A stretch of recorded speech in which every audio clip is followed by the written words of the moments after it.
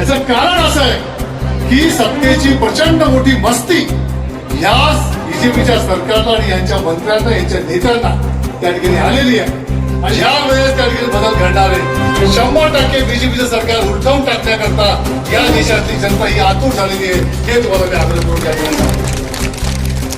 आज आम्ही सुद्धा भरपूर फिरतोय, तालुक्याच्या गावागावामध्ये जातोय. परवा आम्ही शिंदखेडा तालुक्यामध्ये भरपूर फिरलो. मित्रांनो तुम्हाला साहेब, महाराष्ट्र प्रदेश काँग्रेस कमिटीचे अध्यक्ष आमदार नानाभाऊ पटोले, बाबा पाटील, या ठिकाणी उपस्थित असलेले माजी आमदार अनिल गोटे आणि व्यासपीठावर उपस्थित असलेले इंडिया आणि महाविकास आघाडीचे सर्व प्रमुख नेते मंडळी, सर्व पदाधिकारी. आणि तुमच्याकडनं आम्ही हिंदुत्व शिकायचं. मोदींच्या हातामध्ये म्हणे देश सुरक्षित आहे. अहो, देशातल्या महिला सुरक्षित नाहीये.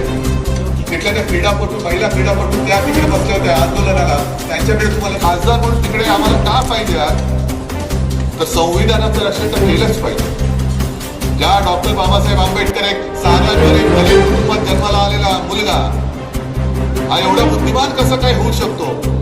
आणि त्यांनी लिहिलेली घटना ही या बुरसटलेल्या गोमूत्रधारांना आता ओझवायला लागलेली आहे की अरे त्या दलित माणसाने लिहिलेली घटना आम्ही काय म्हणून पाळायची? म्हणून यांना 400 पार खासदार करून की डॉक्टर बाबासाहेब आंबेडकर या महामानवाने लिहिलेली घटना ही यानं बदलून टाकायची. शुभांगी, तुम्हाला त्या घटनेचं रक्षण करावं लागेल. ही सगळी जनता तुम्हाला निवडून देणार आहे. पहिला प्रथम त्या घटनेचं रक्षण करायला तुम्हाला निवडून देणार आहे. दुसरं जे त्या निर्मला सीतारामन, काय त्यांचं नाव, सीतारामन, त्या बाईच्या बोलल्या की या देशात 4 जाती आहेत: महिला, गरीब, शेतकरी आणि युवा. ठीक आहे ना, शेतकरी इकडे बसलाय, कांदा निर्यातमध्ये तुम्ही अडवलंय, सोयाबीनला भाव देतायत, कापसाला भाव देतायत. आणि मी तुम्हाला उघड प्रश्न विचारतो की आपलं महाविकास आघाडीचं सरकार जेव्हा राज्यामध्ये होतं तेव्हा कापसाला भाव आज मिळतो त्याच्यापेक्षा जास्त होता का कमी होता? सोयाबीनला भाव जास्त होता का कमी होता? मग गद्दारी केली ती फक्त माझ्याशी नाही केली, शिवसेनेशी नाही. गद्दारी तुमच्या बरोबर केलेली आहे, शेतकऱ्यांची केलेली आहे. गद्दारी संपूर्ण महाराष्ट्राशी केलेली आहे. महाराष्ट्रामध्ये येणारे सगळे उद्योग हे सगळे ते गुजरातला घेऊन गेले. म्हणजे आपल्या सगळ्यात मोठ्या पार्टनरचे इथले प्रदेशाध्यक्ष आहात.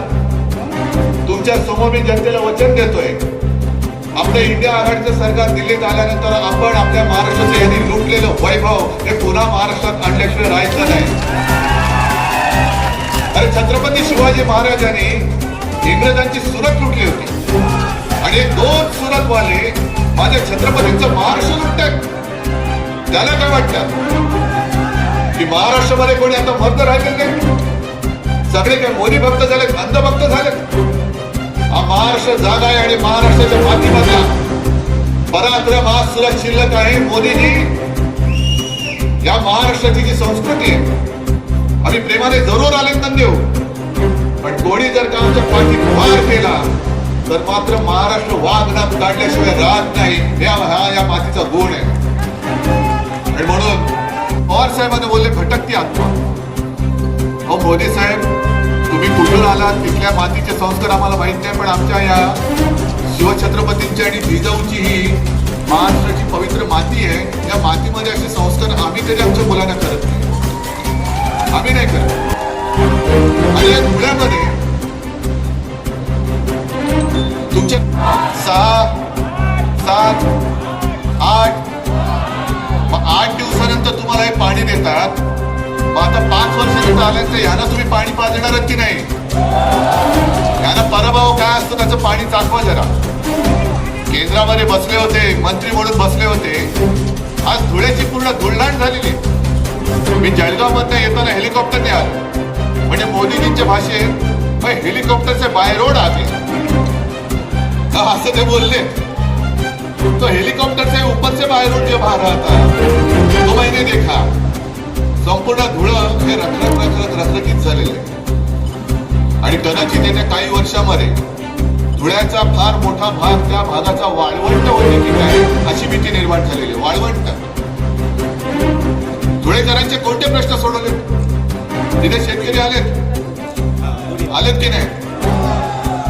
कांद्याचे किती आहेत शेतकरी कांद्यावाले तुम्ही आनंदी आहात निर्यात बंदी वगैरे कशी छान चालू आहे अजूनही हे निर्लज्ज निवडणुका आल्या माझ्या महाराष्ट्रातल्या शेतकऱ्यांची कांद्याची निर्यात बंदी नाही उठवत गुजरातच्या शेतकऱ्यांची कांदा निर्यात बंदी त्यांनी उठवून टाकली का गुजरात आणि महाराष्ट्र याच्यामध्ये तुम्ही भेदभाव काय करता महाराष्ट्राने मोदीजी तुम्हाला गेल्या 2 वेळेला 40 पेक्षा अधिक खासदार निवडून दिले होते म्हणून तुम्ही दिल्ली पाहिली होती या वेळेला महाराष्ट्र तुम्हाला दिल्लीपर्यंत पोहोचू देणार नाही माझी तर तुम्हाला सगळ्यांना विनंती आहे दरवेळेला मला विचारतात नाना तुम्हाला विचारत असतील काय होणार कसलं काय होणार तुमची महाविकास आघाडी किती जागा जिंकणार म्हटलं आम्ही 48 लढवतो आणि 48 आम्ही जिंकणार का नाही जिंकायची काय ठरवलंय यावेळेला कोणाला निवडून देणार शोभाताई आणि निशाणी काय बरोबर आहे हा पंजा आता असा मजबूत या भ्रष्ट आणि फेकाड्या सरकारला एक अशी थापड मारली पाहिजे की समोर त्यांचा जो उमेदवार आहे त्याचं डिपॉझिट जप्त झालं पाहिजे आणि ती जप्त करण्याची ताकद ही तुमच्यामध्ये आहे 2 वेळा ते जरी निवडून आले असले तरी सुद्धा केवळ तुम्ही एका वोटाने त्यांचे बागा वाजवू शकता फक्त 1 वोट हे सगळे मस्ती असं दाखवत असतील केंद्रीय यंत्रणेची मस्ती दाखवत असतील पण तुमचं 1 वोट या हुकुमशहाला गाडून टाकण्यासाठी समर्थ आहे आणि आमच्याकडे तर अख्खा हाताचा पंजा आहे किती बोटं पाहिजे सगळी मतच मत आहे म्हणून एकदम मजबूतीने यांना प्रचंड बहुमताने निवडून देऊन दिल्लीमध्ये पाठवा ही एक विनंती करतो आणि आपली रजा घेतो जय हिंद जय महाराष्ट्र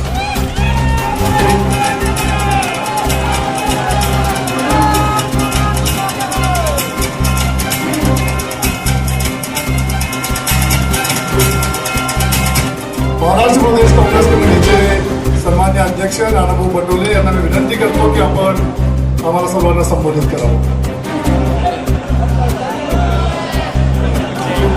बसा थोडस